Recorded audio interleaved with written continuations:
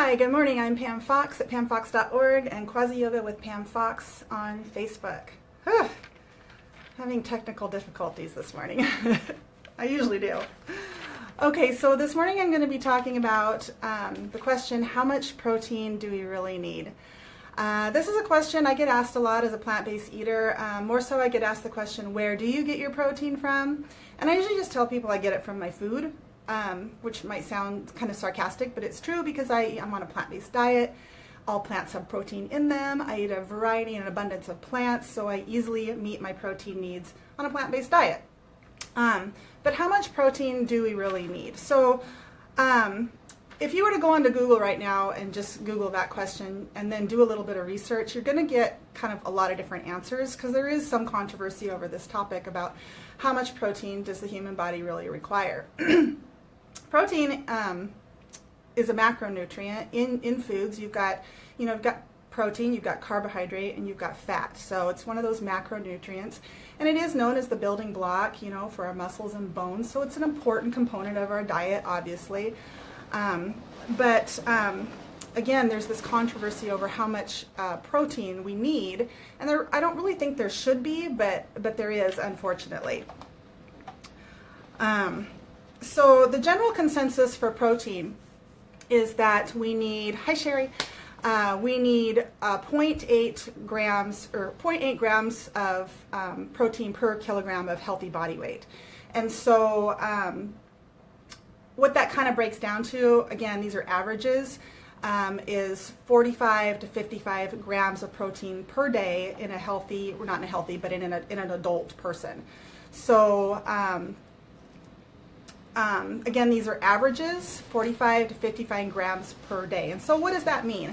And so what I want to turn you on today, if you haven't already heard about it, is a website called chronometer.com.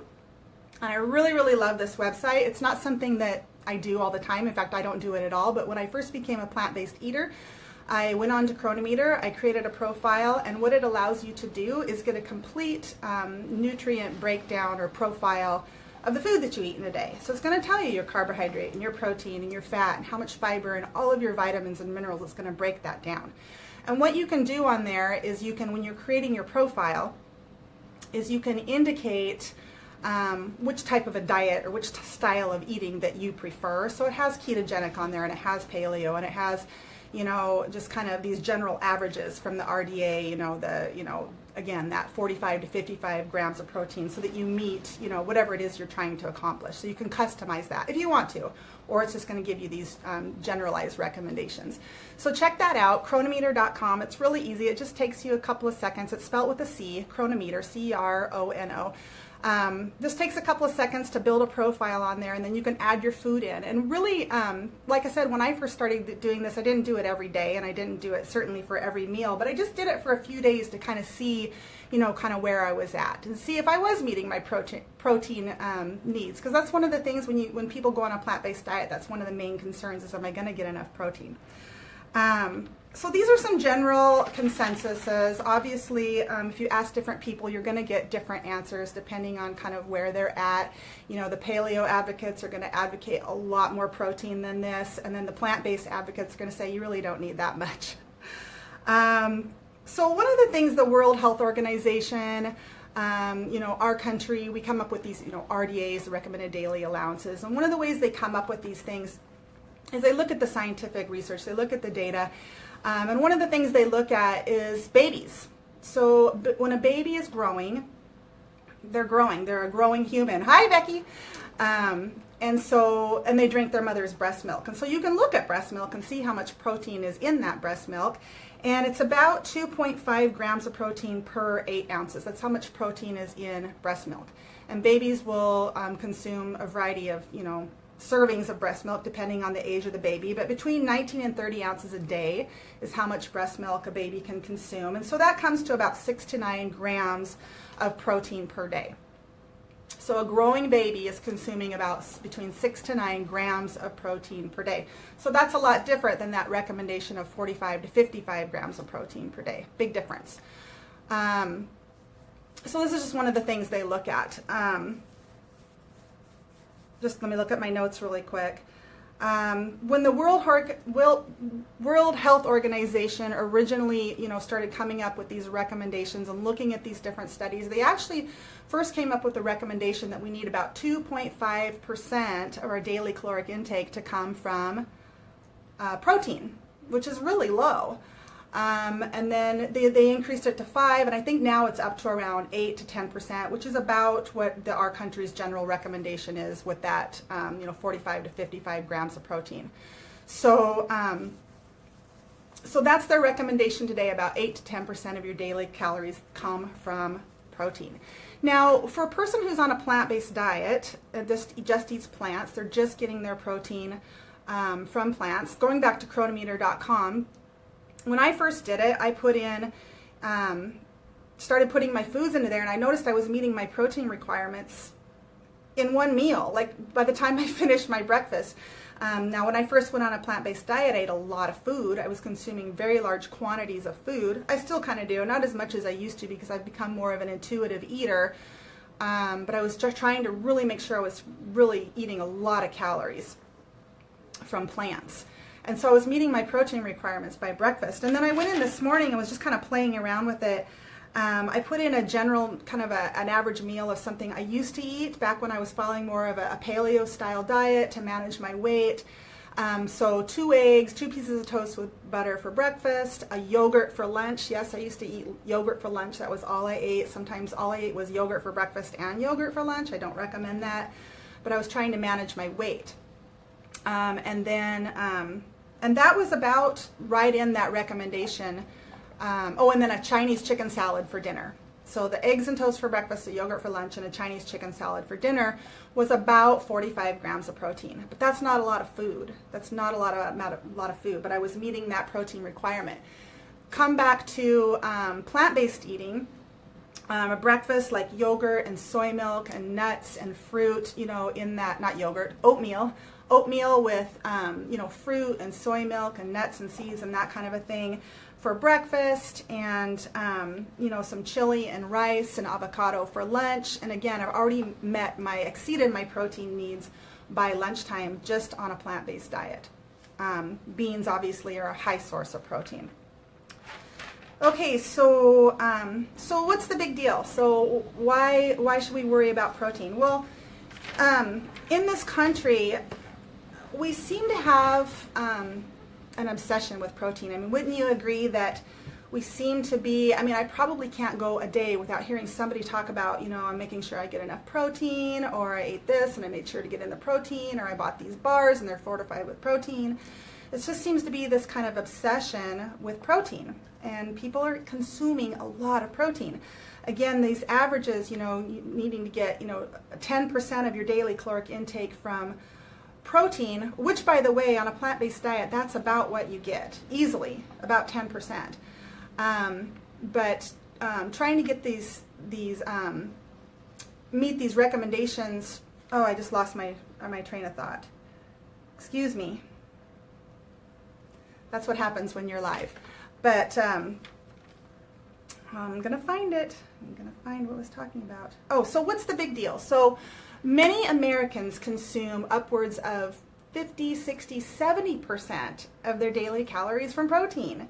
And so the big deal is maybe we're eating too much protein, and maybe this is the reason, maybe this is one of the reasons that we're so overweight, that we're so sick. And so this is what I want you to stop and really ask yourself, this question. Do I live in a country where people are mostly at a very healthy weight? Do I live in a country where people are mostly healthy? Or do I live in a country where being overweight and being obese is on the rise? Do I live in a country where, there are so many chronic and degenerative diseases and they are on the rise? Well, the answer is yes, they are on the rise. Obesity, chronic disease, degenerative diseases are on the rise. If you think about yourself, if you are a person with a healthy BMI of 25 or less, you have, an abundance of energy, you're happy all the time, you have no symptoms, no aches or pains or anything like that, you are in the minority. If you take no medications, you are in the minority.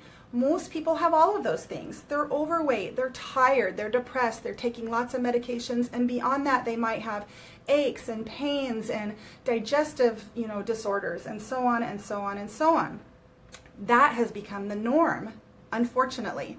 Unfortunately, and also unfortunately, I think we've become very complacent about this. Yes, we want to be healthy, and yes, we have sympathy for people who are sick and are suffering. But what has kind of what is happening is, I think we are becoming a society that's like, oh, I don't feel good, I have these symptoms, I better go to the doctor, and then I go to the doctor and I get a pill and I take a pill. It's not curing the problem, right? It's that Band-Aid effect. It's not getting to the root. It's not finding out the cause of the problem and removing it. It's just kind of covering up the symptom, managing the disease. Okay, and so that's kind of, I think, where we're at, instead of really looking and finding out, asking the question, what is happening to me internally? Every day we breathe air, we drink water, and we eat food. These are the things that come, inside of us internally. And then we have these internal conditions, that can manifest externally as well, on our skin. But we need to ask ourselves, what's happening internally? Is there something that I am doing? Is there something that I'm eating that's possibly contributing to me not feeling so well? And that's why I went on a plant-based diet, is because I had so many digestive issues. I've been sick my whole life. I've been sick my whole life, and I've tried alternative therapies and supplements and oils and pills and drugs, and, I've tried it all. And I just kept getting sicker and sicker.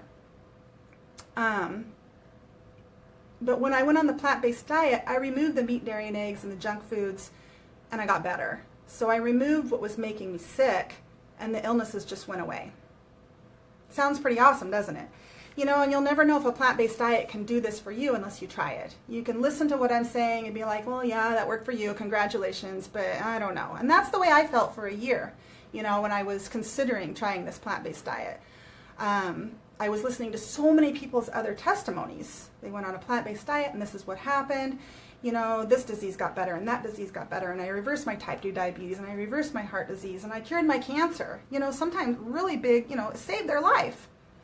A plant-based diet could save your life. At best, it could transform your life. At worst, and the only way you'll know is to try it. And so I always recommend to people to try a 30-day vegan diet. Try it for 30 days. You can try anything for 30 days, but I always recommend that you adhere to it strictly. Really figure out what you're going to do and do it. Stick to it. Adhere to the diet. There are a lot of people that just try, adding in more vegetables and just cutting back on meat, dairy, and eggs. And if that's what you feel will work best for you because you just can't give up your cheese, then try that. Try that, because a lot of people find that they have healing and health benefits just from doing that. Instead of 2 cups of chicken in that casserole, maybe put in a 1/4 cup of chicken and add in some broccoli and some mushrooms. This kind of thinking. So you're adding in more of the good stuff, the plant foods, and you're crowding out the meat, dairy, and eggs. Maybe you're just going to have a little sprinkling of cheese on your lasagna instead of 2 cups of cheese on your lasagna. So this helps for a lot of people. Personally, I jumped in 100% because I wanted to know. I wanted to know if this diet that I'd been studying for about a year and heard countless testimonies from people who got better, who healed, I wanted to know if it was going to work for me or not. And so I wanted to do it wholeheartedly because I wanted to find out if it was going to work for me or not. So what else? So the last thing I want to mention is the blue zones. So the blue zones, I've talked about this before, but National Geographic wanted to find out which populations in our world have the longest living people, not only the longest living people, but the longest living people without disease and with independence, strength, vitality, all these kinds of things. And so they discovered, I believe there are 5 different what they call blue zones. And you can buy the book on Amazon. It's called Blue Zones. It's by Dan Buettner. Blue Zones by Dan Buettner. Where they talk about these investigations they did and what they found. And so, kind of like the Sardinians in, I believe it's Italy, the Okinawans in Japan, and the Loma Linda Californias here in our very own country. What these blue zones all have in common is that they eat a primarily plant-based diet. And they have very little, little to no. Type 2 diabetes is just almost unheard of. Heart disease, everybody's a healthy weight, and there's no issues, with food and disordered eating and all of that. They just eat the plants. They just eat the food. But I think the blue zones is fascinating. I think that it's really, really interesting, not only from a point of view of nutrition, because they do have that in common, that they eat little to no meat. They have that in common. but also, you know, their social practices, their family practices. You know, they're very connected with others. They have those social connections. Hi, Karina. Oh my gosh, Karina, I want to see your baby. How are you? So I definitely encourage you to check out the Blue Zones. And then I also am recommending this book. I don't know why it's backwards. Well, I do know why, but when I do my YouTube videos, it's not backwards. So anyway, this is called Proteinaholic by Dr. Garth Davis. And he talks a lot about this, about our obsession with protein in this country. And he's actually a bariatric surgeon at one of the largest weight loss clinics in the country. And I really respect this guy because he's a bariatric weight loss surgeon, and he puts his patients on a plant-based diet, which means a lot of the time they lose weight and they don't need the bariatric surgery. So I think that's pretty cool. But he himself used to put his patients on a paleo diet, and he was tired of the failures that his patients were experiencing on a paleo diet. Yeah, they lost a little bit of weight in the beginning, but they couldn't adhere to the diet, and the weight loss wasn't, you know, it was temporary. And so he asked the question, you know, this diet isn't working for my patients. I myself am on a paleo diet. He was on a paleo diet, and I'm gaining weight, and I have no energy, and I'm starting to develop health conditions in my mid-30s. So he started searching out, you know, what people in the world are healthy, what people in the world, you know, don't have these issues of being overweight. And he discovered the Blue Zones. And he discovered plant-based nutrition, and he's really an intellectual guy and is all about the science. And so this whole last section of the book is all just him citing different studies. And so he started putting his patients, he went on a plant-based diet himself. It totally saved and transformed his life. He's like an ultra marathon runner now, and he didn't even exercise before this. And he's having wild success with his patients at his clinic. And so, of course, this book is a #1 seller, so he's having wild success with that as well. But I do recommend the book. And I also want to mention I have my own presentation coming up on June 8th at 1 o'clock at the Senior Center in Clipson Beach. So if you live here in the area and you'd like to come out and see me do a cooking presentation and talk more about nutrition, I'm going to be doing that again at the Senior Center in Clipson Beach on January 8th at 1 o'clock. So I hope you will check that out. All right, guys, that's all I have for today. Thank you so much for watching, and have an awesome day.